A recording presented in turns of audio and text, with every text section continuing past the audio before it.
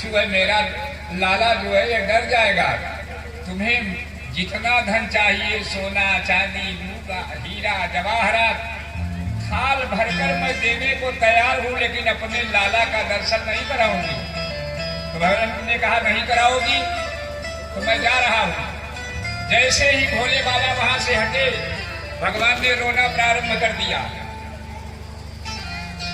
सखियों ने कहा क्या हुआ, क्यों लाला रो रहे हैं? कोई आया तो नहीं, किसी ने नजर टोना तो नहीं लगा दिया? यशोदा ने बताया एक सापन वाला बाबा आया था। अब सारी सखियां सापन वाले बाबा को ढूंढने गए तो बाबा तो वहां बैठे हुए अपना धूली रमाए बैठे थे। गई सखियां व्रत की सब यशोदा की और नंद शंकर जी से कहती हैं कि चल रे योगी नंद भवन में, तो हे यशोदा माय बुलाए। वाके लाला की नजर लगी है, राइलोन करवा।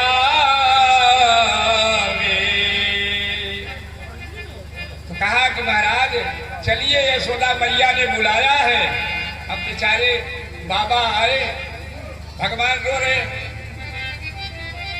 कहा कि जब तक मेरी गोदी में नहीं दोगी तब तक ये रोना बंद नहीं करेंगे, लाओ मेरी गोदी। अब मैया ने कहा कि जरा इन सांपों को बटोरो हो, तभी तो मैं गोद में दूं।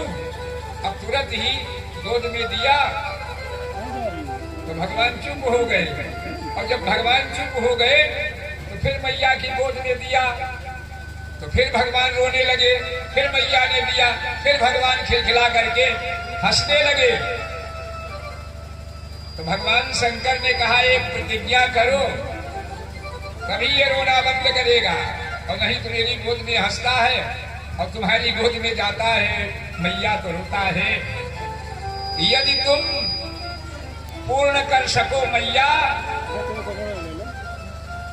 मैया ने कहा क्या,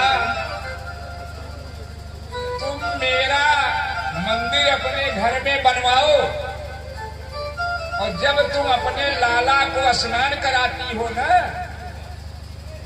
इनके स्नान का जल मेरे ऊपर होकर के निकले, ऐसा मंदिर बनाओ।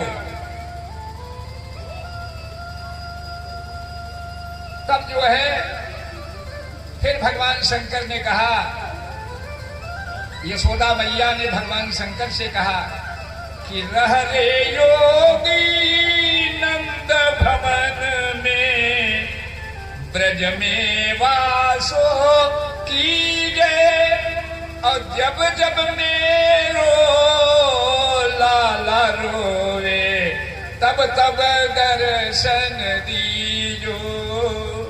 नंद बाबा और यशोदा ने एक छोटा सा सुंदर मंदिर शिव जी का बनवाया, इसलिए शिव जी का नाम हो गया नंदेश्वर महादेव।